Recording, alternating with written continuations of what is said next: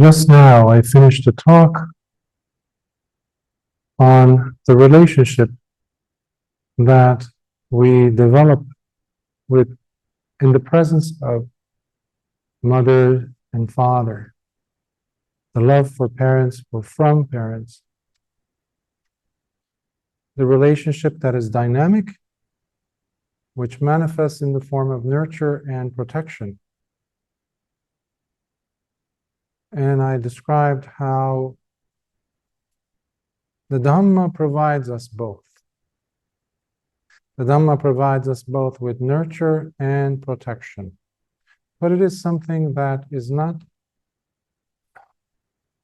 learned through books. Yes, the books are there to inspire us. Yes, they're there for some kind of a guidance. When we lose our way, we need some type of a reference, and they are wonderful for that, the teachings. But like in any endeavor, human endeavor, we need efforting. We need to put the effort. And it's not a one-time thing. That's why it's a present continuous that I mentioned, efforting, ing. It's something that we constantly do, and we must do. Like speaking of a language, we can't just rely on what we have learned in the past and not speak in that language for 20, 30 years and expect to be as fluent as we were then. We must practice it. Same thing with our bodies. If we don't use our legs, what happens? They atrophy. Muscles, what happens? They die. They wither. You don't use it, you lose it. That's Dhamma, and Dhamma teaches us to develop and open up to new and deeper layers of what we think we are all about, to the point where every day you discover a new you. It's a constant storybook that is unfolding in front of you, in front of your eyes. It's an adventure. Now, in this sutta, we see a different aspect of Lord Buddha, where he is unapologetic in his declaration as to what kind of a recluse he is in comparison to others. Lord Buddha we use as an example of the one who brought us the Dhamma. He never became a god. He never, carried himself as such. In fact, gods would come bow down to him to learn from him. But oftentimes, individuals, especially religious students, followers, would have their own opinions about things, about a teacher. And that's one of the reasons why 2 weeks ago, actually, I covered the sutta called Vimamsaka Sutta, Majjhima Nikaya number 47, from the Middle Length Discourses, where Lord Buddha was encouraging the practitioners to go and investigate and examine the teacher. We do this in every way, don't we? If you want to buy a car, what do? You don't order it online and expect it to be in front of your door. We have to test it, right? You want to go and buy a shirt, you don't say, oh, okay, I think it fits, or shoes, or glasses. You need to test it to see. But for some reason, when it comes to religious teachers, we have this thing, this idea that, oh, I can just go on hearsay, or it's like, oh, yeah, so you're going to that teacher, okay, I'll be their student too, and done. First, test it out. Just like the car, you test drive it. You don't just buy a house. You must go and see how the door is, the windows, the rooms, do they fit your furniture? Same thing with furniture. You don't buy a sofa or a chair. Yeah, it looks nice. No, I have to sit in one and see. So Lord Buddha was explaining again and again the importance of investigation. You don't see that anywhere else in all of the religious traditions. You don't see it. He never told us to go ahead and believe him just because. No, you go and test it. Watch him. Observe the behavior. And that is what this sutta is about. Specifically, when someone asks a very specific question of the teacher, especially a recluse who is known, when we say, for example, a bhikkhu or a samana, that is a person who walked away from lay life, which includes the biggest activity of lay life, sex. What distinguishes a lay person from a bhikkhu? That's the primary thing. And we have a questioner who asks straight ahead, Lord Buddha, in a very respectful manner. Because people back then had eyes just like you and I. So they would see things that didn't match. You go to India, for example, you will see naked sadhus walking around with everything hanging. And they claim that that is a religious practice. You had that same thing at the time of Lord Buddha. People used to feel very uncomfortable, especially the women, when these people would come into their house and, dana. It's very uncomfortable. How can you listen to a talk where everything is out there? They're not even hiding it. There's no sense of shame. And children are there. Can you listen to someone like that talking to you about sila, naked, sitting there in the middle of your living room? So I'm sharing these tidbits of details as background context for this sutta, for you to understand as to the setting that was there when such questions were being raised to Lord Buddha.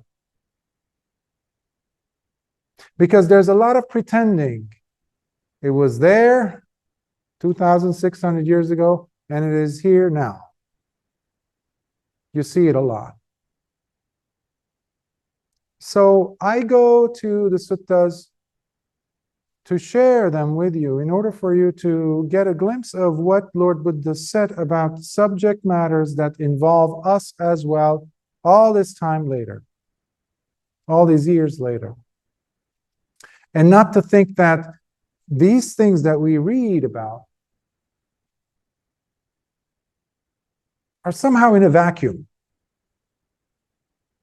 So your experiences that you have today in what you observe in religious teachers are very much relevant to the sutta and vice versa. So there's a standard that we are going to encounter here set by Lord Buddha as to what is expected of a religious teacher. And there cannot be any compromise. We have certain codes that we have to follow. Otherwise, you're just lying to people. So this sutta comes from the Anguttara Nikaya, which are the numerical discourses. And it is sutta number 7.50. So it is from the book of the sevens, and it is the 50th sutta. This is already uploaded. The translation which I did has a PDF version. It's up on the website in the Pali Suttas section. And let me repeat it for listeners online. It's mindreleased.com, mindreleased.com, no space. So the sutta's name is Methuna Sutta. Methuna means sex, sexual act. In this case, I translated it as on sexual lust. Remember earlier I was talking about lust rhyming with rust? So the lusting after something, it's like the metal that you leave it outside and it oxidizes and it turns into rust. Where did the rust come from? Not outside. It is from within the metal. So sometimes people point the finger at this or that. Well, because that person was very attractive, or I saw this image over there, that's why I had lust. They blame the outside thing. Same thing with anger. It's not the outside. It's just an object. What if I was blind, looking at the same thing? I wouldn't see it, right? But if I have lust in me, it really doesn't matter if I'm blind or not. That's where the rusting happens, from within the metal. So please think of it in that wider meaning as the Brahmin. Well, let me just go ahead and start the sutta then. 7.50 Methuna Sutta on sexual lust, Anguttara Nikaya.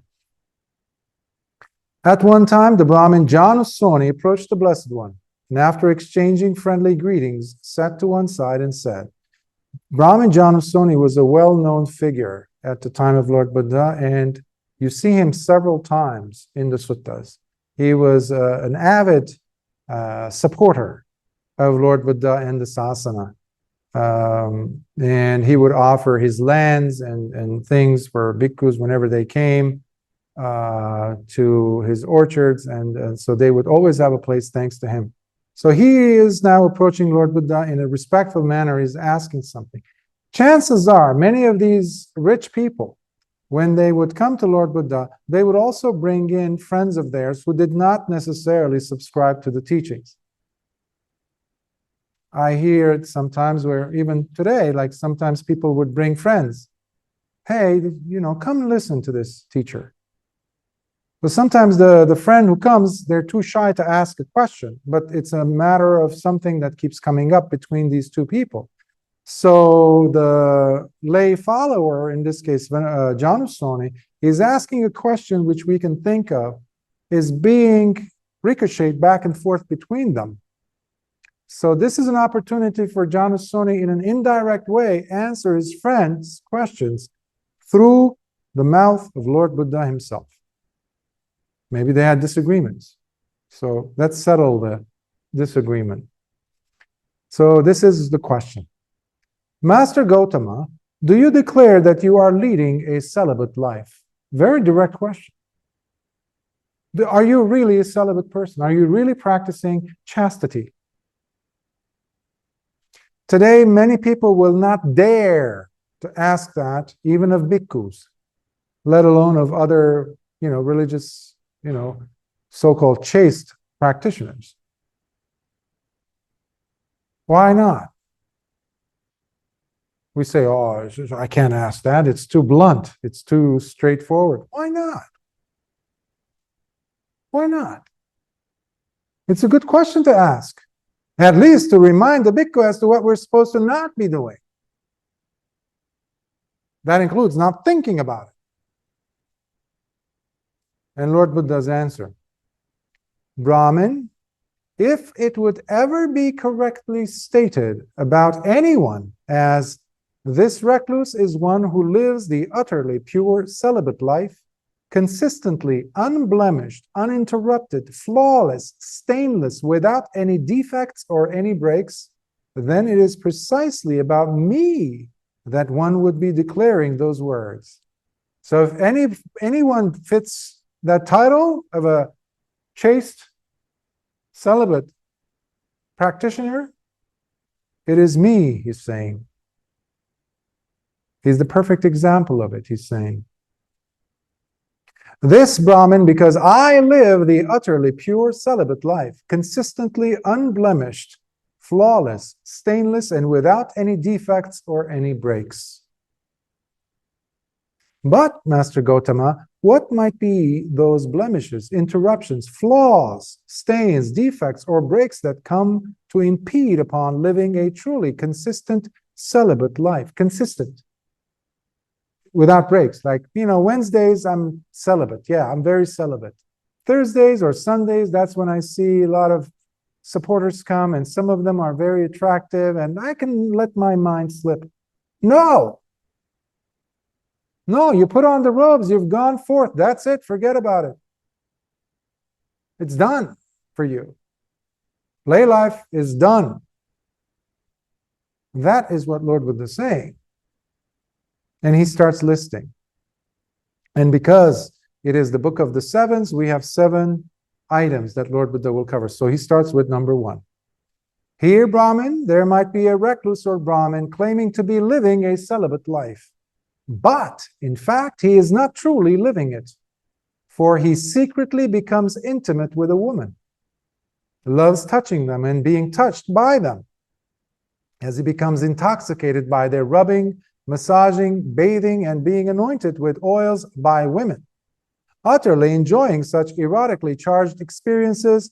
That kind of recluse looks for opportunities to re-experience them, as he finds much pleasure, amusement, and satisfaction from such erotically charged interactions. Brahmin, this is a blemish, an interruption, a flaw, a stain, a defect, and a break that comes to impede upon living a truly consistent celibate life. That person is not living it. What is the difference between such a person and a lay person? None. None. Therefore, Brahmin, I declare that such a recluse would be living an impure celibate life, fettered by the enjoyment of sexual lust, still caught in its clutches and not freed from the cycles of rebirth, aging and death, grieving, wailing, distress, torment, depression, and anguish. The whole package of suffering. 2. Further, Brahmin, there might be another recluse or Brahmin claiming to be living a celibate life, but in fact, he is not truly living it. For although he does not secretly become intimate with a woman, nor consents to touching them or being touched by them, nor consents to their rubbing, massaging, bathing, or being anointed with oils by women, nevertheless, he does enjoy flirting and mucking about with women, joking around, teasing and playing with them, and gains much pleasure, amusement, and satisfaction from such erotically charged interactions. Brahmin, this is also a blemish, an interruption, a flaw, a stain, a defect, and a break that comes to impede upon living a truly consistent celibate life. Therefore, Brahmin, I declare that such a recluse would be living an impure celibate life, fettered by the enjoyment of sexual lust, still caught in its clutches, and not freed from the cycles of rebirth, aging and death, grieving, wailing, distress, torment, depression, and anguish. People are people, despite our clothes. I might be wearing robes, but where is my mind? How is my behavior? So please do not be fooled into thinking, whether it's a monk in a different tradition or in Buddhist tradition, it really doesn't matter. It's basic decency, common consideration. That's why Lord Buddha set up the rules. For almost 20 years, there were no Vinaya rules, because everybody knew, whoever was becoming a monk, that it goes without saying that you don't have sex. That's why you walk away. That's why you shave your head. That's why you put on the robes. That's why you are no longer living the life of a layman. You don't go looking for it, nor think about it, nor speak about it. Unfortunately, I have been a witness where people were flirting with women, monks. And these are people. My encouragement to such people has always been, if you're enjoying it, please, with some decency left in you, remove the robes, disrobe, and go back to lay life and live with honor. Live with your integrity intact, and don't sully the robes.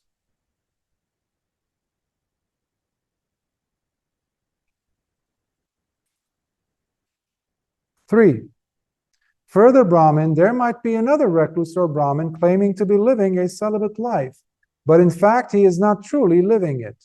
For although he does not secretly become intimate with a woman, nor consents to touching them or being touched by them, nor consents to their rubbing, massaging, bathing, or being anointed with oils by women, and although he may not flirt nor muck about with women, nor joke around, tease, or play with them, nevertheless, he enjoys gazing straight into their eyes.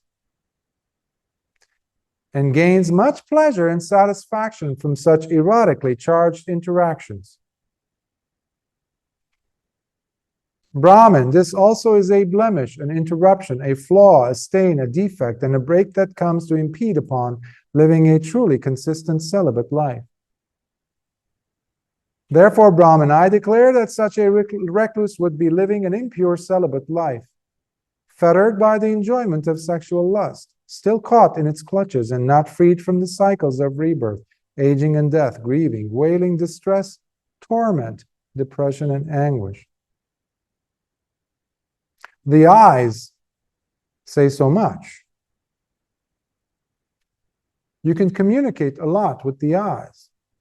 Things that cannot be put in words can nevertheless be felt through the eyes. There are words in certain old classical languages. There's one that comes from Arabic. It's called munajat in classical Arabic, which means the language of love.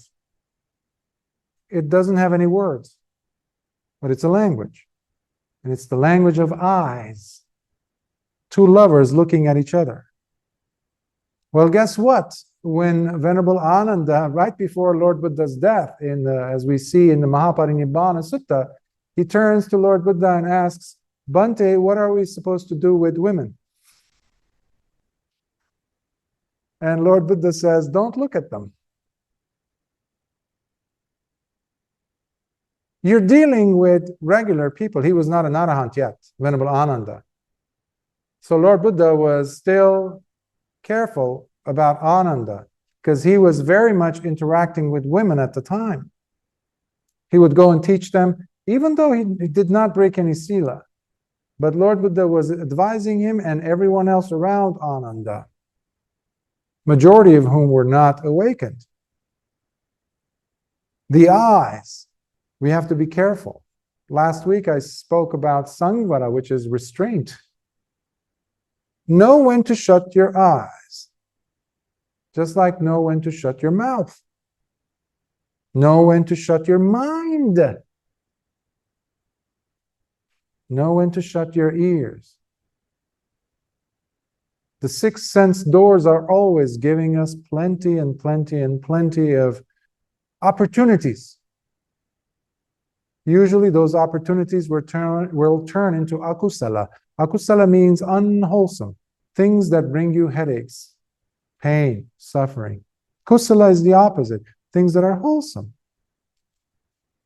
So immediately when you notice something with the eyes, which is how we carry most of the information, over 72% of information, if not 78, comes through the eyes.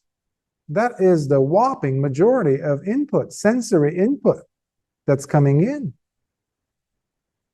But unfortunately, you look around as you're walking or driving or in a bus, you look around and all the postings are what?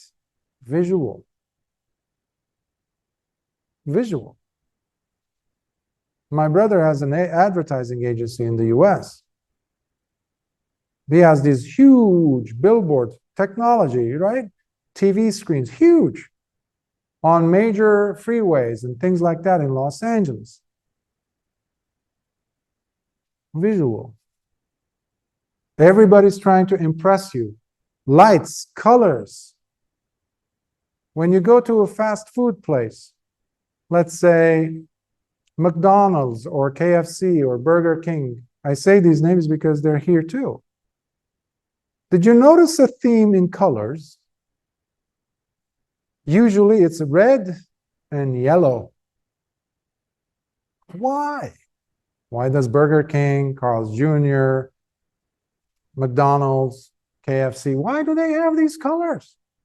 Because they've done research years ago, over 50, 60 years ago, and they saw that the red color triggers certain things in you, and yellow color triggers something else. They don't want to keep you there for a long lunch period. One, the red color increases the appetite. And the yellow makes you move out of there as soon as possible so that they can empty the table or empty the queue so new people can come and occupy it. Fast, fast, fast, consumerism, just like animals, just like machines. Consume, consume, consume, make them rich, rich, rich. Eyes. When I was a kid, I would look at magazines, and you have fast car magazines, and there's a half-naked woman sitting on the car with a gun, a rifle. And I would have to scratch my head as to understand, what is it that they're selling? They're hitting all the targets that a teenager would look at. There's erotic elements there. There's fast car. There's wealth, greed.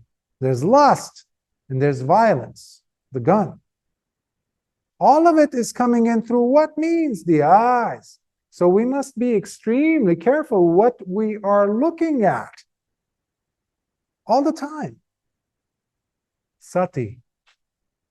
Sati is your guard. Always. Always, always, always. Don't blame the thing that you're looking at to be the problem. It is my lack of sati that I should look at carefully. I think I did 3. Now we go to 4. Further, Brahmin, there might be another recluse or Brahmin claiming to be living a celibate life, but in fact, he is not truly living it. For although he does not secretly become intimate with a woman, nor consents to touching them or being touched by them, nor consents to their rubbing, massaging, bathing, or being anointed with oils by women, and although he may not flirt nor mock about means like, goof around with hands, is like, tickling and things like that. Or nor joke around, tease, or play with them, nor gaze into their eyes. But nevertheless, he delights in listening to a woman's voice coming from behind walls, verandas, secretly listening on the conversations of women, their laughter, singing, or even weeping, as he gains much pleasure and satisfaction from such experiences. In the Book of the Ones in Anguttara Nikaya, Lord Buddha talks about, there's nothing like the sound of a woman for a man to become excited about. The voice of a woman, the sight of a woman, the laughter of a woman, the smell of a woman, the scent of a woman, etc., etc. And similarly, he says there's nothing like a man's voice to excite a woman. His sound, his voice, his laughter, his whatever. So we have these listed by Lord Buddha as very, very deeply ingrained habits that we have.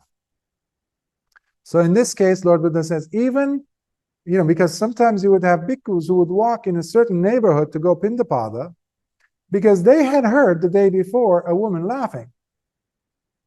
Because they're not surrounded by women in the monastery, guess what? That is very entertaining. In fact, exciting. They can go to the temple, to the monastery, and imagine things, people. And similarly for women, you had bhikkhunis who were doing the same thing, who would be mesmerized by a certain bhikkhu, and they would talk, just like they would talk in a salon or, hairdresser salon, and sit there and talk about this person or this man. They were talking about a certain bhikkhu. So you would have the same things. So Lord Buddha is talking about issues that were happening. He was not talking about the bhikkhus of other sects only. He was talking about his own bhikkhus because he had seen this. That's why he instituted so many laws and rules. Brahmin, this is also a blemish, an interruption, a flaw, a stain, a defect, and a break that comes to impede upon living a truly consistent celibate life. Therefore, Brahmin, I declare that such a recluse would be living an impure celibate life, fettered by the enjoyment of sexual lust, still caught in its clutches, and not freed from the cycles of rebirth, aging, and death, grieving, wailing, distress, torment, depression, and anguish. Because he's going to end up in suffering. He's not going to be free. There was a bhikkhu who was a student of Ajahn Mun in Thailand at the turn of the 20th century. And they, as bhikkhus, if they're, if you're living in the forest, you have a lake or a pond, and that's where you get your water from, and you also shower in. So there are these two bhikkhus who are bathing. And at that moment, a few women pass on a trail that's close to the pond. And one of the bhikkhus just looks away and just like, nothing happened. But the other one lifts his gaze and is looking at a woman, one of the younger women who were passing by. And the woman looks at him. And the young woman, she probably has never seen a monk. And he apparently had not seen a woman. So suddenly, he's like taken by that. But being a bhikkhu, he also knows the rules. So he's now still swimming or showering in the pond, and his friend is talking to him this and that. So they dry up and they go back to the vihara, to the arama, to the monastery.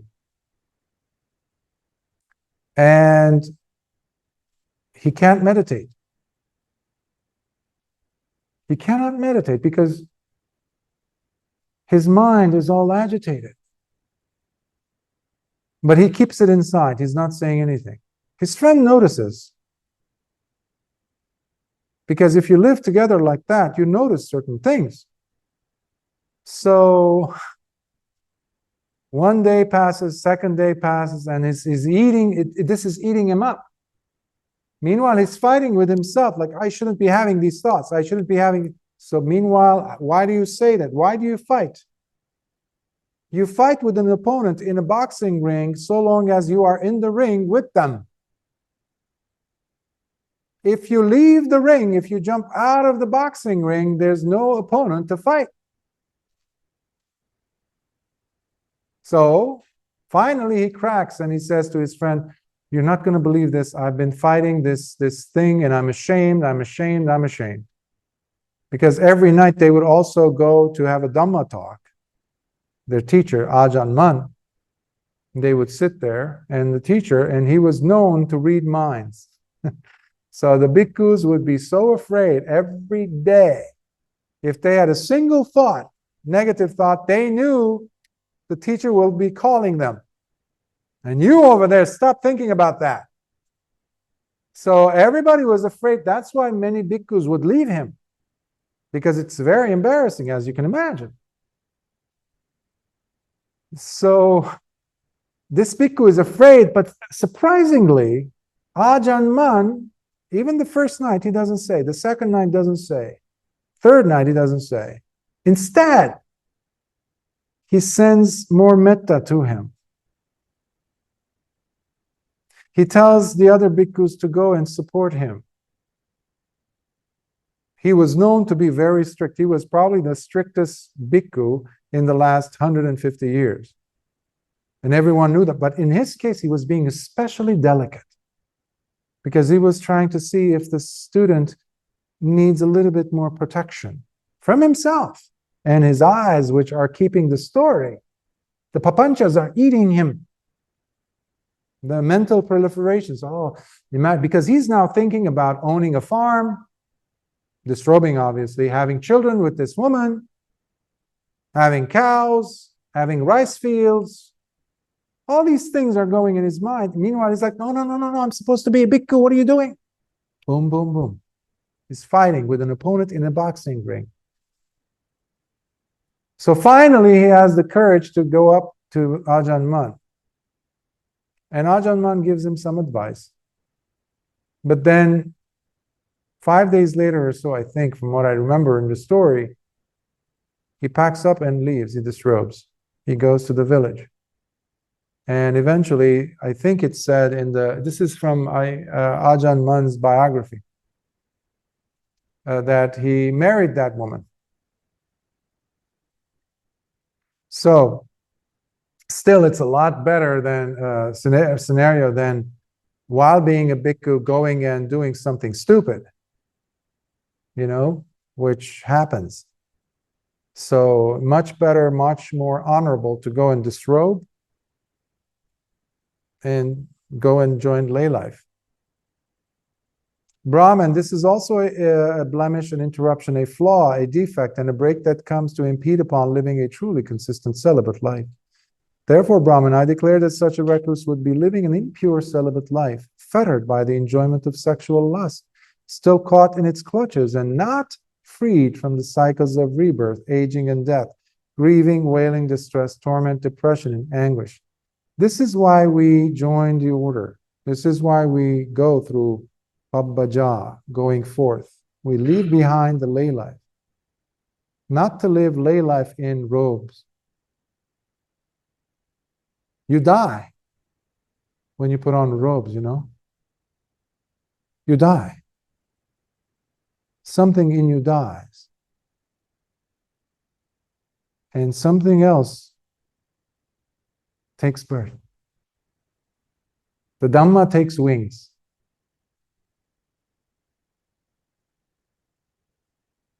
Unfortunately, for some, it is just a career change.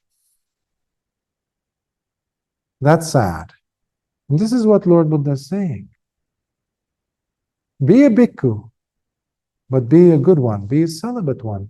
And he is the perfect example. We have example, we have a standard. We don't have to bend the rules. We don't have to change the structure of the Vinaya to fit our own desires and passions.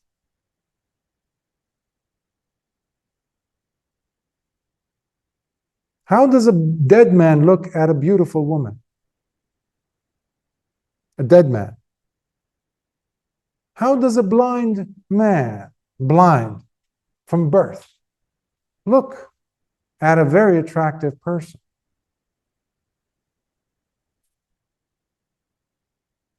Same thing with the ears. Somebody who's been deaf since birth. Can you really enjoy the voice, the attractive voice of another? To be seduced by that. How? So that's what we need to have as bhikkhus. Live life as if you're blind when you're walking through the most attractive scenery. There's a wonderful sutta from the Samyutta Nikaya. The Samyutta Nikaya has very, much shorter suttas than other places, often. But such incredibly beautiful, colorful suttas, and deep suttas also. There's one that's called the Beauty Queen. Beauty Queen. And it comes from an analogy, a metaphor that Lord Buddha was using. He was using to demonstrate the importance of sati and how you need to be holding the hand of sati, like I said. Hold the hand of sati. Don't let sati slip. He says, imagine there is a country which has the most beautiful woman in it. In fact, she is the beauty queen. Attractive in every way. And she happens to be on this very important festival day in the center of the town. And there's beautiful music playing. And she, on top of her physical beauty, she's also dancing seductively. And the whole town is there. And a person is given a bowl of oil that is filled all the way up to the top. And you are carrying it. That person is carrying the bowl full of oil. He is supposed to go through the crowd without slipping a drop. He cannot look at the woman.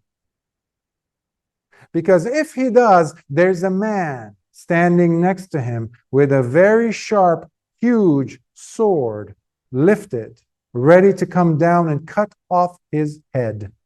The moment he raises his head away from the altar. So he's walking like this through the crowd. So he's extremely careful not to spill a drop. But the music is playing and she's dancing and she's the most beautiful woman in the land. Come on, if I don't look like, come on, I have to look. That is the drive of the person. But he knows that there's a sword waiting with his name on it. So he better walk with much caution. And he's walking like this, back and forth, not just once. So Lord Buddha asks, do you think this man has very good sati? He better. Can you have the same level of sati? So as bhikkhus, many times I have the question raised, addressed, why do you have to shave your head? Why do you have to wear the same thing as all the other bhikkhus? Why? Because we don't even allowed to wear watches. I've seen some bhikkhus wearing watches. I don't know how is that possible? We don't wear rings, no necklaces, not even beads. Okay? Nothing to distinguish you from someone else as, he's different. Some bhikkhus have actually seen to create some distinction. People are so silly sometimes. They allow their eyebrows to grow. Some of them twirl them like their mustaches, but we can't have mustaches. Some of them allow them to go down into the eyes so you can see, this is such and such a bhikkhu. Oh, look how old he is. Some of them carry special canes, which, by the way, we also have rules for. We cannot have carved and intricately done canes, because that's also establishing status.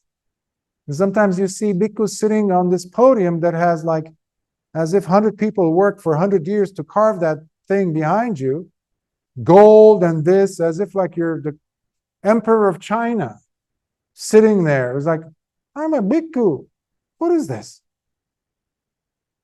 So all these, the fans too, it has to be ornaments on it. The more elaborate it is, the better status. Nonsense. There were none of those fans, by the way, at the time of the Buddha. Added later. So we must understand why we are bhikkhus in the first place. Can I live my life as if there's a sword over my neck, ready to come down and cut my head off if I lift my gaze? Because there's other stuff that I'm looking at. There's this thing called 6 sense doors that keep me busy all the time. There's so much action.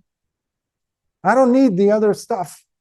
That is the mentality of a bhikkhu. That's how it's supposed to be. That's what Lord Buddha is teaching us. 6. Further, Brahmin, there might be another recluse or Brahmin claiming to be living a celibate life, but in fact he is not truly living it. For although he does not secretly become intimate with a woman, nor consents to touching them or being touched by them, nor consents to their rubbing, massaging, bathing, or being anointed with oils by women, and although he may not flirt nor muck about with women, nor joke around, tease, or play with them, nor gaze into their eyes, and even though he does not listen to a woman's voice coming from behind the walls, nor secretly listens in on the conversations of women, their laughter, their singing, or even weeping, nor dwells on his recollections of their voice and laughter, yet every time he looks upon a householder or a householder's son, he is full of envy. Seeing such lay people being surrounded by and enjoying the 5 chords of sensual pleasures. You're offering me the dana, but you're going to go home to a full spread of life and all the five pleasures, five sensory pleasures. Is this the right lifestyle for me? What did I do? Go forth for? What is this? Did I really do the right choice, the right decision? Did I really make this? These thoughts should not even come up.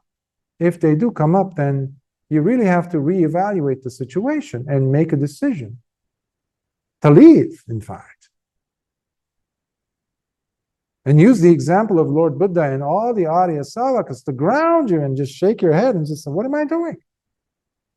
Why did I run away from the fire? He's in the fire. Those people are in fire. Relationships, this, that, children, grandchildren, every single one of them is a source of suffering. Every single one of our loved ones is a big universe of suffering. You don't believe me? Look at your loved ones. If something happens to any one of them, what do you feel? Pain, suffering. So bhikkhu is someone, or monastic is someone who wants to limit the amount of suffering by, at the very least, not wanting to have children, to save them the trouble, and everyone else. Loved ones too. Imagine, earlier you were asking me about your sons not wanting to have, bring, grandchildren for you into this world. But in a sense, they're also doing you a big favor. Big, huge favor. Because what if you do have wonderful, beautiful grandchildren, healthy, and something happens? They're going to get ice cream from the store, and a drunk driver comes and kills all three of them. What does that do to you? You want to die from the pain. I recently heard of a story from one of my students of a friend of his who lost he and his wife lost, not the student, but his friends, 3 of their children, their whole children, plus their niece. So 4 children. They were going to buy ice cream. This was in Australia, Sydney. They're walking to go get ice cream from in front of their house. And a guy driving with, inebriated, under the influence, comes and kills all 4 of them at the same time. Now, the parents lost everything. That's an unimaginable level of pain. So when we think about things like this, we have to go deep. So a bhikkhu or anyone going forth is really reevaluating the situation, their own life, instead of just following the routine of what society expects from us. Go get married, go first get an education, you got to get good grades, so you go to the right schools, you do this, you become successful, make money, buy a business, buy a house, have children, da da da da da. This is the scheme of the world. But a bhikkhu is someone who says, wait a minute, is this everything? Suffering needs to be addressed. Brahman, this is also a blemish, an interruption, a flaw, a stain, a defect, and a break that comes to impede upon living a truly consistent celibate life. Therefore, Brahman, I declare that such a recluse would be living an impure celibate life, fettered by, even if you're envying that householder, saying, well, at least you're not desiring to be with his wife or this and that, but in a way you are. Because you're saying, I envy you. You brought me this dana, fine. Okay, it's just rice and curry, fine. My belly is full, fine. But you're going to go and eat lobster. You're going to go and eat the most delicious 5-6 course meal. And then you're going to go and have this kind of, ice cream and this and that. And at night, you're going to go to a very fancy restaurant. You're going to go and enjoy all these sensory, exciting things while I'm going to be in my kuti or in my room and I'm meditating. See? And this tells you also some of the reasons why many bhikkhus don't meditate today. That's why it's much more appealing to sit down and chant for days.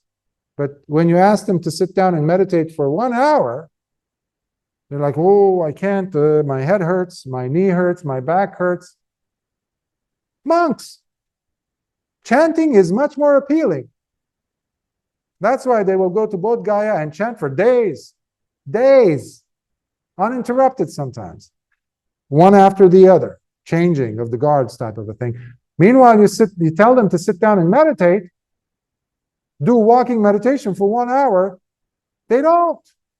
Rarely do you find a bhikkhu who does that, who prefers the chanting instead. That's laziness, by the way. Nothing else. Laziness. We don't become monks to chant, by the way. Okay? That's not it. Chanting is like something small to kind of add, like, later. 7. Further, Brahmin, there might be another recluse or Brahmin claiming to be living a celibate life, but in fact he is not truly living it. For although he does not secretly become intimate with a woman, nor consents to touching them, or being touched by them, nor consents to their rubbing, massaging, bathing, etc., nor gaze into their eyes, and even though he does not listen to a woman's voice coming from behind walls, nor secretly listens on their conversations, their laughter, nor does he enviously look upon the householder or householder's son, seeing them surrounded by and enjoying the 5 chords of sensual pleasures. Nevertheless, he lives the spiritual life, aspiring for a rebirth into the heavenly Deva realms. So they are sacrificing the body in this realm, so they gain some merits, so they can go into Tavatimsa or Tushita or some other realm, so they can just enjoy a lay life,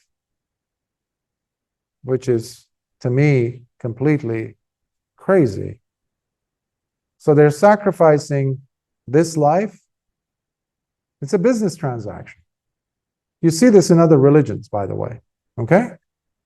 But in Buddhism, we don't have this. We're not supposed to have this. I once had a teacher, he was a Mahatera, and I would never see him meditate. And I would ask him, Bhante, do you meditate? I'd like to come and sit next to you one day when you meditate. He's like, yes, I meditate, but I don't meditate as much because I'm a scholar, bhikkhu. I studied the suttas. And I said, but Bhante, one day I had the courage. I used to massage his feet and things, so he was like my father. I was a layman then. This is happening almost 30 years ago, 28, 30 years ago. And finally I asked him, Bhante, what will happen when you die? Have you ever thought of that, Bhante? Now that I think of it, I'm like, wow, I had the courage to say that to an old monk, almost 4 times my age, because he was in his 80s or late 70s, I think. And he said, when I die, I'm going to, because of my knowledge of the suttas, I'm going to be reborn in a Deva realm. Deva realm. I really had to scratch my head, but how does that work? Your knowledge of the suttas are going to give you a visa to the Deva realms? Really? How is that different than the Christian faith? Really? Or any kind of faith out there? See, this is not a guesswork type of a path. There's no, let's try. There's no gambling in the Dhamma. Everything is definitively placed out in front of us to see action, reaction, causes, conditions, and consequences. So if the person does not live with sila, forget about Deva realms. If the person does not practice samadhi, forget about Deva realms, arupa jhanas, or rupa lokas or arupa lokas. Forget it. But there's lust there, wanting to be reborn in a heavenly realm. How is this life being spent? What are you doing with this precious birth? Diteva Dhamme, Lord Buddha says, in this very birth, we have a chance to awaken. So what are you talking about, a next life? In Christianity, there's this term, blasphemy. Maybe we should use that term in Buddhism also.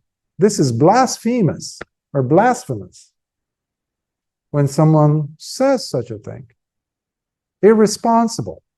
So we do not abstain from sexual acts because we're trying to score points so we can be born next to Sakka, Indra, the god of the 33, surrounded by maidens. That's not a bhikkhu. That's a very sneaky layperson in robes.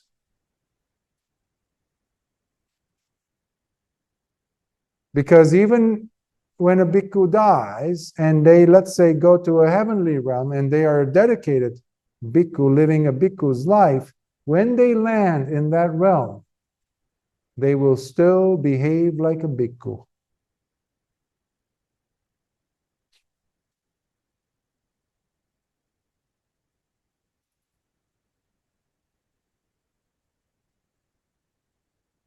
Nevertheless, he lives the spiritual life aspiring for a rebirth into heavenly deva realms, where he hopes to one day be experiencing those pleasures as he thinks of himself by living this life with virtue, observing the rules, and engaging in monastic austerities. May I attain a rebirth in a heavenly realm by becoming a deva. Case in point, my experience with that bhikkhu, Mahatera. Sad experience. Brahman, this also is a blemish, an interruption, a flaw, a stain, a defect, and a break that comes to impede upon living a truly consistent celibate life. Therefore, Brahman, I declare that such a recluse would be living an impure celibate life, fettered by the enjoyment of sexual lust, still caught in its clutches and not freed from the cycles of rebirth, aging and death, grieving, wailing, distress, torment, depression, and anguish. Brahman, so long as one or more of these 7 fetters of seeking sexual gratification were not fully relinquished and abandoned in me, I did not declare to the world my rightful attainment of the supreme awakening. Only, he says, when I realized that I have none of these things, none of these 7 impediments in me, not even a little bit of each, when I realized that I'm completely wiped out of all these, that's when I declared my full awakening, he says. With both its gods and humans, its Mara, Brahmas, along with its populations of both recluses and Brahmins. So he announced it to all these beings. But it was only after these 7 fetters of seeking sexual gratification were fully relinquished and abandoned in me that I declared to the world my rightful attainment of the supreme awakening with both its gods and humans, its Mara, Brahmas, along with its populations of both recluses and Brahmins. And it was at that point where the knowledge and vision arose in me. We call that Jnana Dassana. Jnana Dassana. Jnana, or Jnana, it's difficult to pronounce, but basically, oftentimes it is translated as knowledge, but it's deeper than knowledge. It is understanding, penetrative understanding, and seeing. Dassana, to see. When you see the color orange for the first time, and you go and tell someone who has never seen the color orange, how do you describe it? And by the way, they don't have any mandarin or oranges surrounding them. They've never seen them as well. How do you describe it? Do you write the letters orange? Do you use your hands to describe orange? But can anyone say to you, you haven't seen orange, when you have? It's a personal experience. You have known it, seen it, tasted it yourself. Knowledge and vision arose in me, and I knew it in my heart for certain. My heart's release is unshakable. Akuppachetu vimutti. The heart has reached its liberation, finally. This is my very last birth.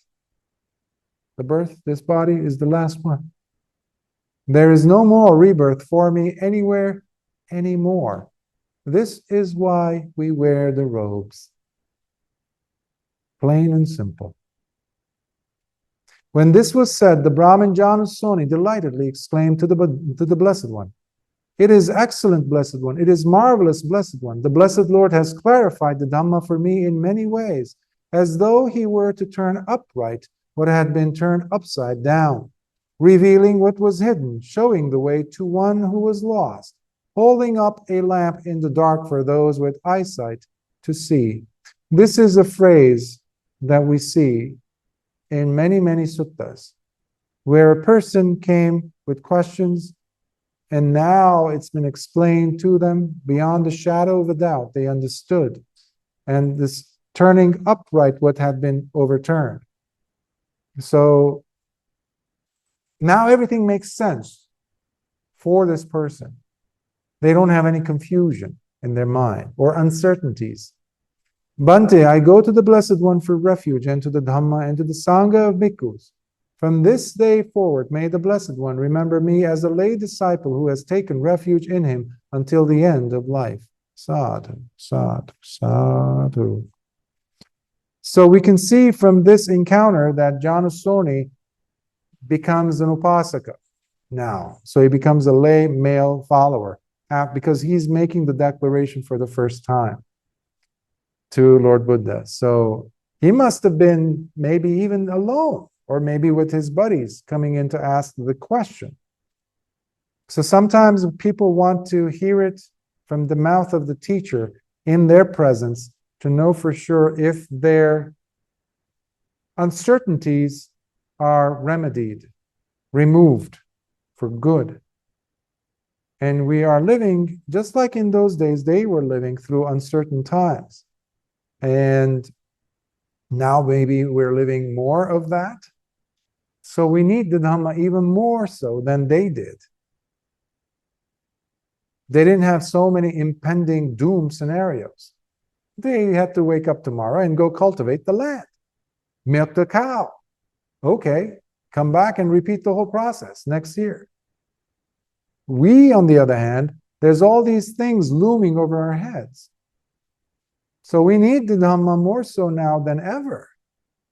You do not need to put on robes, in case you're wondering, to taste the Dhamma. After having said that, all that I shared with you, you do not need to go forth and give up your life, shave your head and this and that, in order for you to really appreciate and practice the Dhamma.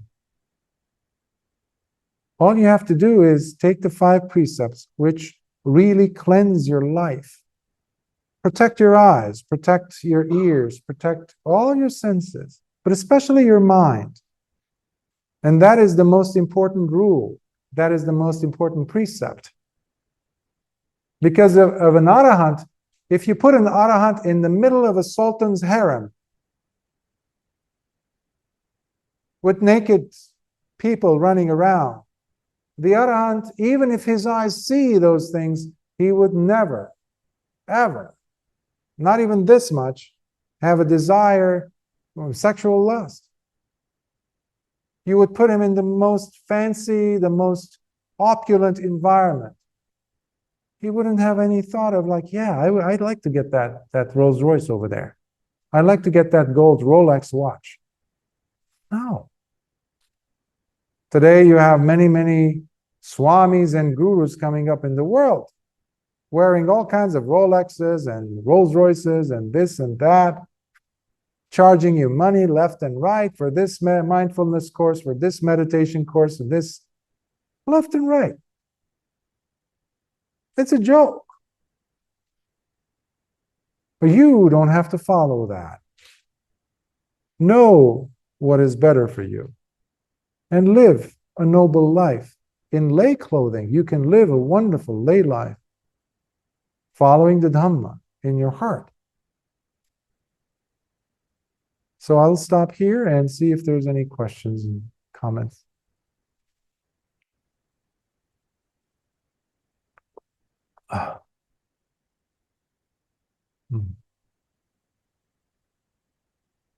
Any questions online? Oh, there's one.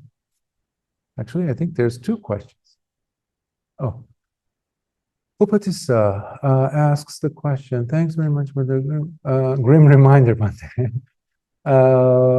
I recall that in the Vinaya, the very first offense which results in parajika is not murder, but sexual intercourse. Also, the completion of the Dhamma path is also called Vusitan Brahmacharyan, or the fulfillment of lifestyle of purity.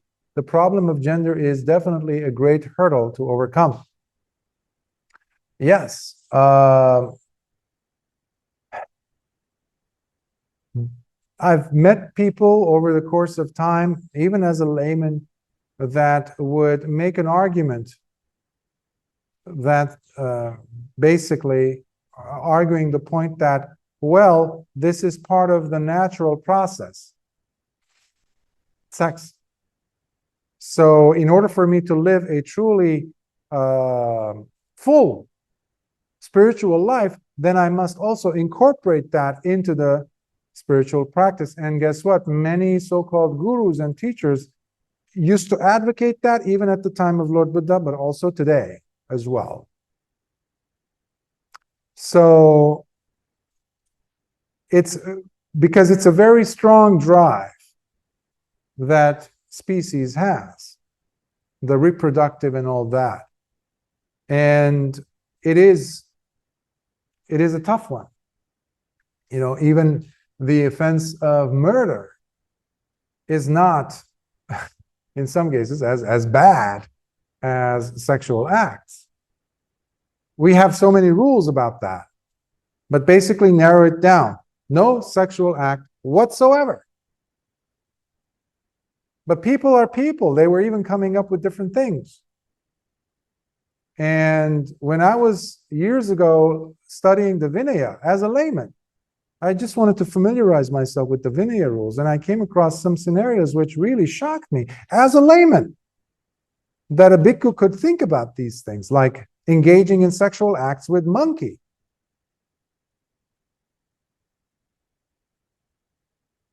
There was a bhikkhu who was living in a kuti by himself, and one day he's not in his kuti yet, and some of his friends come, the other bhikkhus come visit him, and maybe they wanted to go somewhere together. But as they are approaching the kuti, there's a monkey they see. Apparently that monkey stays with the bhikkhu. And suddenly the monkey turns around and gestures a sexual position, because the monkey sees the bhikkhus wearing not the behavior, but the look, bald head, same attire. So the monkey starts thinking, oh, that's what's going to happen. So the monkey assumes the position of about to having sex in a way that is unmistakable for the other bhikkhus to know what's going on. And the bhikkhus quickly pull back and they're like, oh, what is this? And they sooner or later confront the bhikkhu. And the bhikkhu is now called in front of Lord Buddha. And he says, well, it's not a human, it's not a woman. So we all are making faces now because, like, duh. But this is how sneaky human beings get. We have to get fine print written somewhere that's no, specific. You can't, all of it. Because people are people. They're going to make up reasons to do some misconduct. That's why we have specific rules. Whether it's about stealing or this or that. So without getting into too many details, because there's some disturbing scenarios that have happened also, which you can see Lord Buddha scratching his head like, are you guys serious? What are you doing? So he had to make new rules. But unfortunately,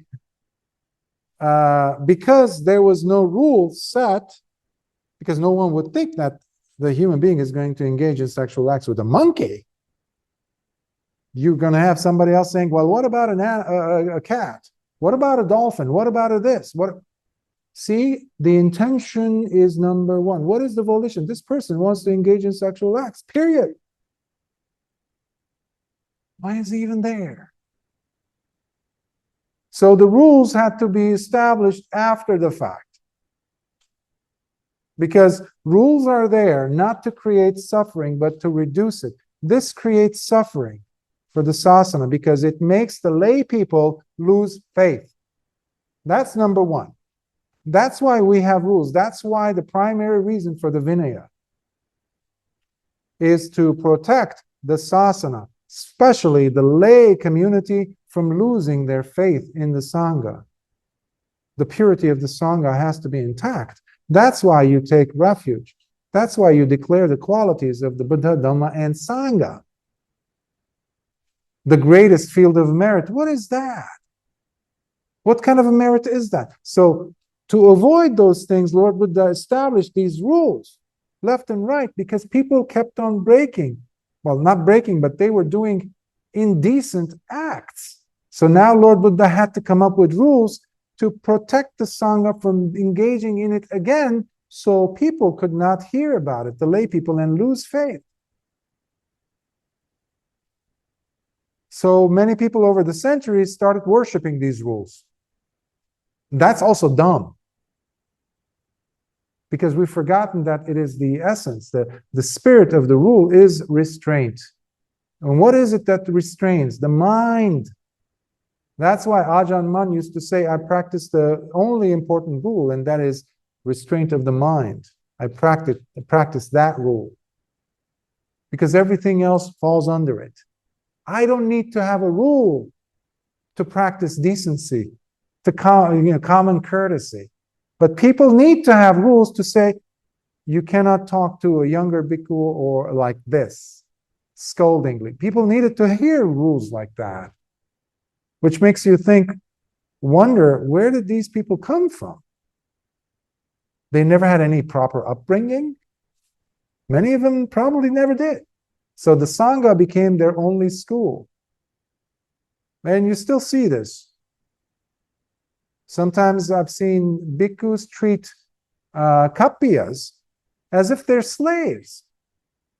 A kappiya who's dedicating their life to support and help the bhikkhu is being treated as if they're less than a human.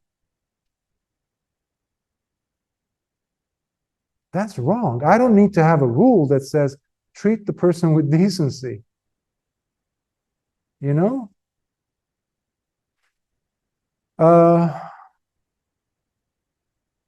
Due to this sutta, envy is lust. Well, envy is wrong, yes, because that means you're coveting. Coveting is another word for, or envy is another word for coveting. Coveting is like longing what someone else has which you don't, which in other words is very much like envy. Envy is a little bit less intense than coveting, but it leads you to coveting. You will want to have that, because now envy is like, yeah, it would be nice if I have that. And then tomorrow, the next day, you're going to see it more. You're going to now lust after it. Then it's definitely coveting. And it could be anything. It doesn't have to be actual possession, physical. It could be even in the case of meditation. You might covet a certain state, like a jhana. That is wrong, because now you have replaced it. Instead of a car, you replaced it with something finer, because not everyone's going after jhana, which sets your status even higher, at least to you, but it's still coveting. I used to go on retreats and I would see people going in and out of interviews, and before the interview, you see them itching with restless leg syndrome like thing. They're sitting there, they're itching because they're wondering if the teacher is going to confirm that they've now reached a certain level. Nonsense. because everybody would be listening outside the door, waiting in line in some of the chairs, hearing what their friend in the interview is saying. And guess what? When the teacher asks them, their turn. And sometimes teachers don't know much about interviewing properly, and they would say, are you having this experience? Are you having that experience? But which is basically, you're feeding them information. And the students, what I've noticed over the years is they fear to disappoint the teacher. So they will come up with stuff to say to the teacher, so the teacher likes them or says, good boy, good girl, you did it. But he would say it in a way where it's like, wow, you've reached the fourth jhana. Wow, you've reached you're now a sotapanna. Now I go outside and I'm going to declare it, and my friends hear it, let's say. Whether it's true or not, it's not important here. But my friends now are starting to covet that. What can I do to also become a sotapanna? Once, a person who has won the stream, or stream winner, we call it, the first stage of awakening, which I talk about in the book. So coveting, we have to be careful. You might be coveting someone, your friend's partner, spouse, or you could be coveting the other chair that your friend is sitting on, which is a little bit more cushiony than yours. Could be anything, but coveting is coveting. So it starts with envy, I think. Any other questions, comments? Yes, sister. How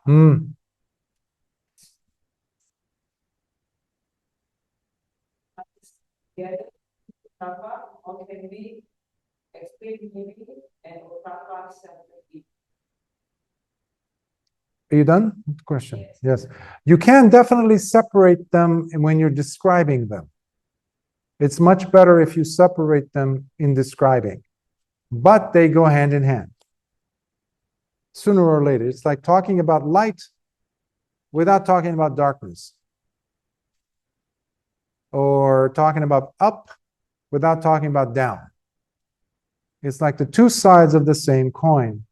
They are equally important.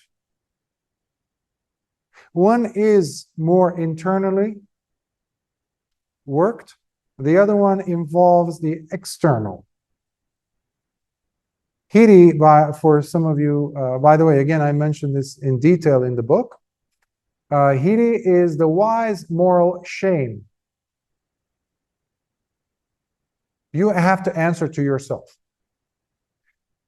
In the West, there's a big, movement about shame is bad, completely bad. Now, that is wrong. Many people have been making millions and millions of dollars selling programs and books on shame and how it's bad and we have to remove it. If you don't have a sense of shame, you have the society that we live in right now. It's decrepit, it's broken, and it's falling apart. That's why AI is coming up, by the way, because we don't have a backbone anymore left, virtuous backbone. There's no sense of shame. That's why a child can talk to one's parents with the first name instead of saying mom or dad or grandparents. Shame. It says wise, moral, or virtuous shame. Wise, it has to be there. This is a path of wisdom, the Dhamma. So I said it is internal. So the person has to answer to oneself. Why did I do that? Why did I say that? That was totally uncalled for. Why did I address you like that? I think that hurts. If someone were to say that to me, would I like it? No. Okay, there you go. So you're feeling ashamed of an action that you have committed, either thought even. Eventually it goes into the level of thinking, which is the purest form of sila. That is what we call adi sila, which is what sila has to work towards. Otherwise, it's just superficial. When you say panatipata, veramani, sikkapadang, samadhi, when you're practicing the 5 precepts, or 8 or 10 or even 227, if it's just lip service, part of chanting, you're not taking it to the level of the mind, meaning, yes, you're not having sex physically, or yes, you might not be talking about the sex or sexual acts, but are you thinking about it? And that's where ottappa comes, wise moral fear or dread. Again, it's wise, again, it's moral, virtuous, and this time it's fear. But fear from what? Fear that someone whom you respect, you consider to be pure, virtuous, like Lord Buddha, or a teacher that you respect very much, or a friend even, if they found out that you are doing this, or saying this, or especially thinking this, would I still do it? That is the ottappa part. That's when you're externally thinking about the others, meaning specific others. Let's say I am in the middle of, let's say I'm having this thought, but I'm not sure if it is virtuous or not, because, the mind will work funny ways. Mara is always there. And the more you know about the suttas, the more you can fool yourself. Right? The mind is the biggest deceiver. In such a moment, think of yourself sitting in the midst of a room like this, and there's Lord Buddha, there's Venerable Sariputta, Venerable Mahamoggalana, Venerable Anuruddha, Venerable Ananda, Venerable Bahya, you name it, all those people that you feel gravitating towards. Or someone, even if you know any of these, people you respect to be really virtuous. Let's say they find out what you're thinking. Would you still be thinking it? If it is a virtuous thought, harmless thought, if it is a kusala thought, it won't shake you. But if it is, your mind is going to do like that. And you're going to come up with excuses. And depending on the respect you have towards these individuals, let's say the Arya Sangha, immediately it gets wiped out. It's like, no. I'm glad Lord Buddha didn't see that. Just like that monk who was afraid that Ajahn Mun would find his thoughts. Find out about his thoughts about the girl that he saw as she was passing by. So hiri and ottappa go hand in hand. You cannot have one without the other. That's what I mean. But in explaining, just like I explained, you might explain it better, perhaps. But the first you need to explain as to what is the meaning behind shame, hiri, and ottappa.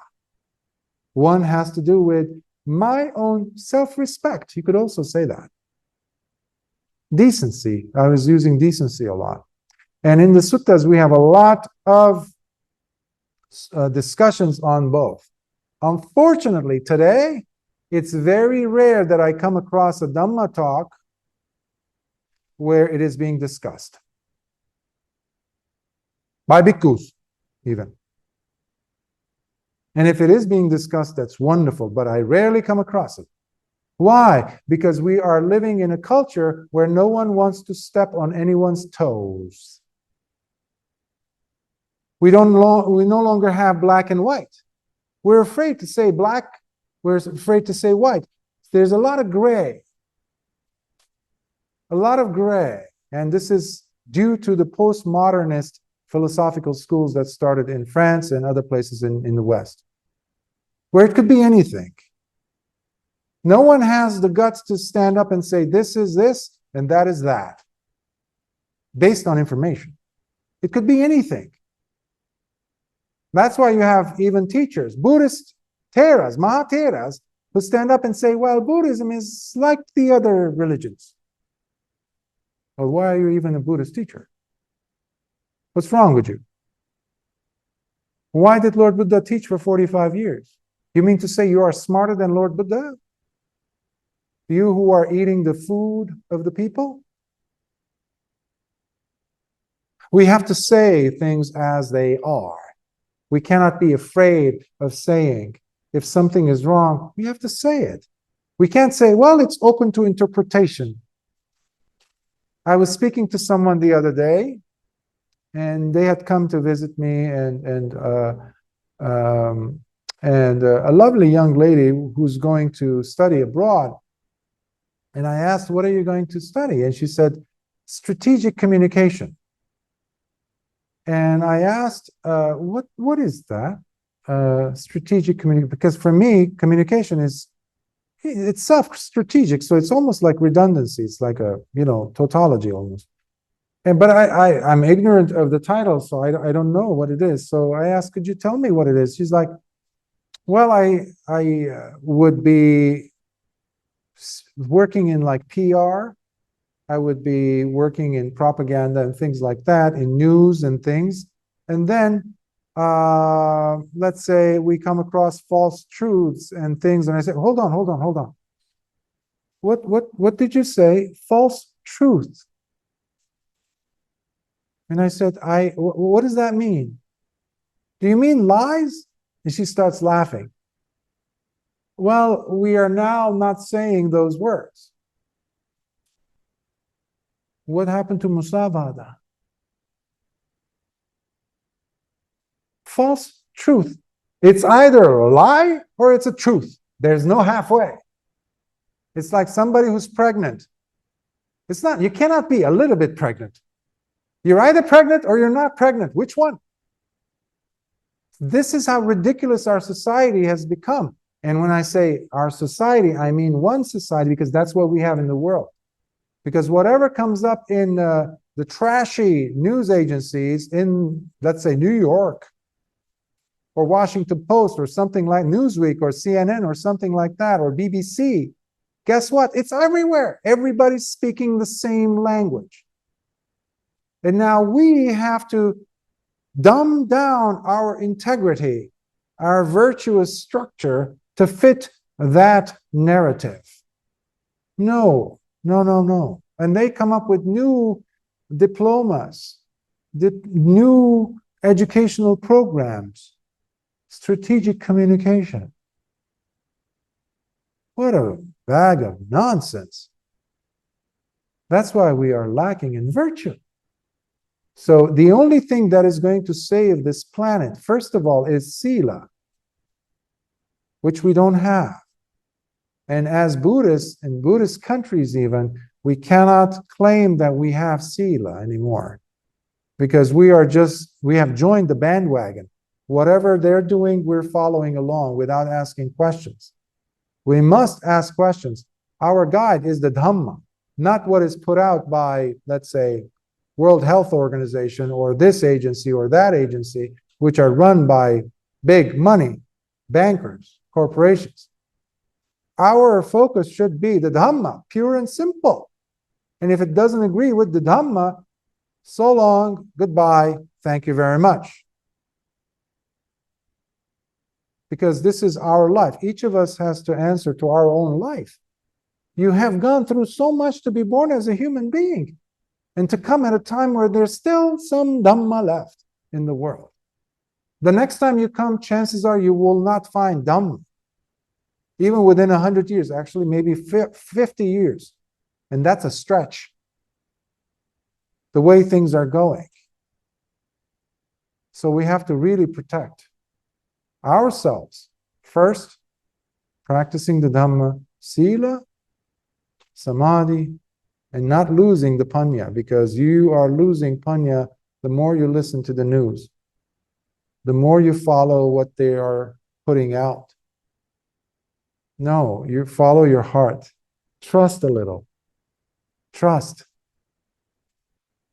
And if you have nothing to trust, trust the Dhamma. That's why I encourage you to go ahead and read the suttas, listen to the suttas.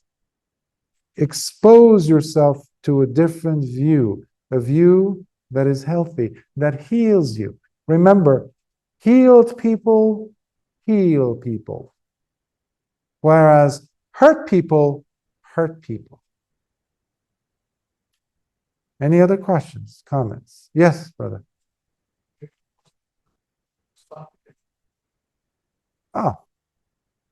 There are two words. One is sati, obviously. Sati is mindfulness. And sampajanya is clearly understanding. There's a little bit of, that's why there's sampajanya. Panya is there, the understanding or wisdom. Because sati on its own, that's why we have sammasati, right mindfulness. But to distinguish it, Lord Buddha would always use these qualifiers. Samma versus miccha. I always describe, let's say, a hunter or a sniper. A sniper, somebody who kills people for a living and perfects it every day, must have very good sati. So does a cat. So does a mouse. So does a rattlesnake or a snake waiting. There's sati there. Sharp. But is it wholesome? Is it correct? Is it right? No. So when you are taking sati to the next level, which is panya, what helps it along is sampajanya, which is clearly comprehending what is taking place. Together, they also mean vipassana, by the way. Together, when you apply them together, they are vipassana. Vipassana means penetrative insight. You're penetratingly seeing what's happening. So you might have sati when you're doing walking meditation. So you see your foot touching. I always say, kiss the ground as you're walking, as if the bottom of your feet are kissing the ground. Gently. Be aware. That's mindfulness. That's awareness. But at that time, you might hear a voice, a sound, just like in the case of the bhikkhus, they were hearing a woman's voice and their mind goes, whoop! Oh, she sounds like my ex. Oh, she had a wonderful voice. Yes, yes. I remember when she used to tuck me in, or my mother, this, gone. Sampajanya comes and says, what are you doing? Brings you here. But at the same time, it doesn't just bring you back. It looks at the nature of what happened before was it just a voice? Because I had to let go of my object. So if he was using kaya anupassana, which is body sensation, which means in the walking, so he was feeling the kissing of the ground with the bare feet. There's voices going on all the time. But at that moment, he let go of sati. Sampajanya helps him to track it down, but he needs sati to track it down. So it's like, remember last week you were asking me about nama rupa. They both support each other. And that's the wonderful thing, like you washing your hands. Both hands are needed to beautifully wash your hands clean with a soap. Sati and Sampajanya work like that to bring your awareness to the present moment, to what is happening with a clear mind that is directed towards Nibbana. Make sense? That's a mouthful of words. But basically, it allows you to come back and see the three characteristics of nature, which is anicca, dukkha, anatta. There's distraction. Oops, my mind was there. Why? Because I lost interest in my object. Kaya anupassana. So you bring your attention back, but you're not just bringing it back. You're aware of why did I leave in the first place? So there was disliking of the practice. Webu Sayadaw, he says, worry, pain, anger, grief, lust, all start because of liking and disliking. Liking and disliking. That's what Lord Buddha also says in the Sutta Nipata. We're always engaged in liking and disliking. Liking what? Pleasurable experiences. Disliking what? Painful experiences. The two extremes. Sati and Sampajanya have to go together. So when we say normally sati, we also include in there. It's almost like, it's not mentioned often, but it's a given. Sati includes Sampajanya, which is clear comprehension or clear understanding. In other words, these are not separate things. Please remember that. So when you're doing bojjhangas, when you're talking about satta bojjhangas, the 7 factors of awakening, this could be seen as sati and dhamma vichaya. Yes. The yoniso manasikara, perfect example. Yoniso manasikara is like you're dead on target on the object, wisely reflecting. Wisely reflecting. The origin. Yoni means the origin. So you're right on the origin. You're like there, wherever the mind goes. And that is where the practice will go when you practice sati sampajanya long enough with enough dedication. Your mind is there. It doesn't leave you. Remember when I say hold the hand of sati? This time you don't even hold the hand. Sati is grabbing you like this, or sitting on your shoulder. Wherever you go, sati is there. Even when you go to sleep. You go to sleep, sati is there. You wake up, sati is there. In fact, in some meditators, even when they are dreaming, sati is there. Because Mara comes, tries to scratch you, tries to make you break a precept in your sleep. Sati says, what are you doing? In your dream state. We can't do that. Not allowed. Sorry. Oof. Even in your sleep. That's how powerful sati and sampajanya can be. If you maintain it throughout the day. So Dhamma becomes life, is life at that point. It's inescapable, which is wonderful. Does it answer your question? Any other questions? Okay, no. All right, so let us share some merits. Akasatha chabumata devanagamahitika punyantang anumoditva chirang rakhantu lokasasanam. Akasatha chabumata devanagamahitika punyantang anumoditva chirang rakhantu desanam. Akasatha chabumata devanagamahitika punyantang anumoditva chirang rakhantu mam paranti. Sadhu, sadhu, sadhu.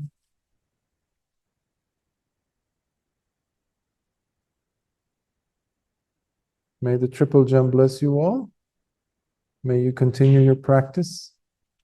May the smiles on your faces never leave you, especially the smiles on your heart.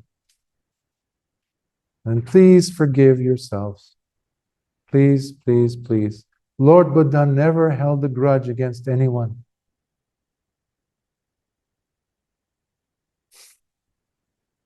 Let's learn to become like that to ourselves.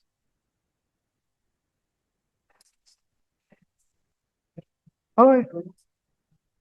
If it arose,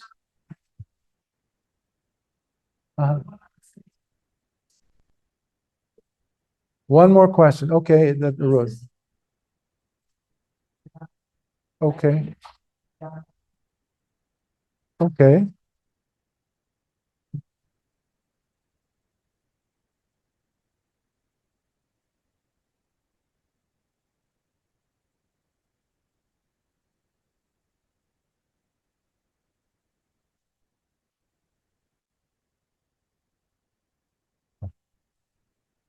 Without getting into details as to the conditions, so in case you haven't heard.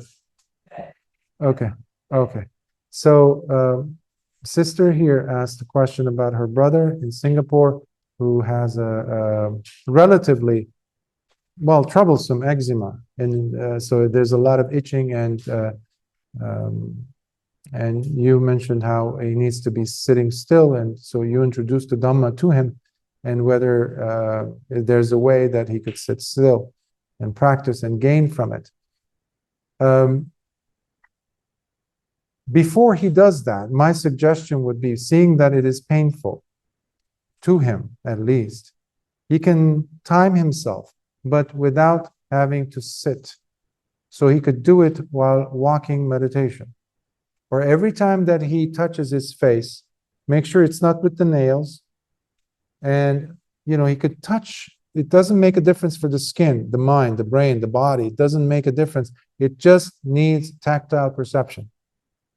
Even if it's itching like crazy, as if it's the end of the world, the body just needs a touch. So he doesn't do this to intensify the symptoms.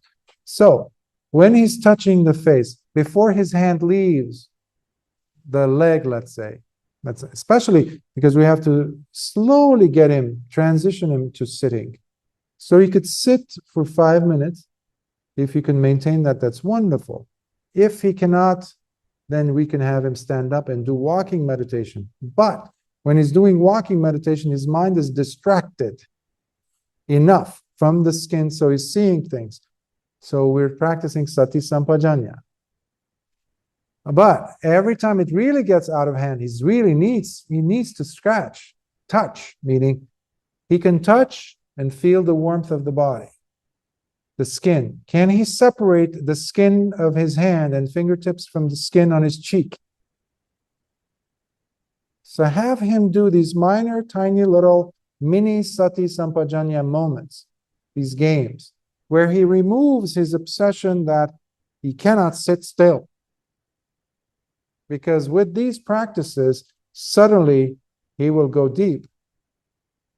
Remember, there was Mahapantaka and Chulapantaka, the two brothers. One was an arahant, the other one was pretty much considered dumb, stupid, even though he was a bhikkhu also, a monastic monk. He could not remember even a single verse. But Lord Buddha had compassion. He gave him a piece of cloth, white cloth, and he said, rub it until it becomes clean. And he rubbed it and rubbed it and rubbed it and rubbed it until the cloth became dirtier and dirtier and dirtier. And finally he got it. He understood that it wasn't the cloth. It was him. He was ready. But he could not sit. He could not sit. So there's different techniques, for different people at different stages of their lives. So have him do this thing, which is pushing him away, pulling him away from the idea that you only can meditate when you're sitting. That is wrong. So we have to use different modalities, different approaches. So have him try that. But when he's lifting, I would like him to pay attention to his intention, raising the hand, feeling the warmth. And can he close his eyes before the hand touches his face? Because before you touch your face, you're actually able to feel the hand, the temperature of the hand close to you. Even the sound sounds different from leaving your mouth. And then you touch. Again, the body doesn't make a difference between a scratch and a touch. As long as you're touching, the body's happy. No nails, please. Touching and then seeing if he could, without analysis, just become aware of the fingertips or the hand, the skin of the hand, touching the cheek, and then conversely, the skin on the cheek touching the hand to distinguish and go back and forth. And tell me how it works. Good. Sadhu. So until next time. Sukhyo.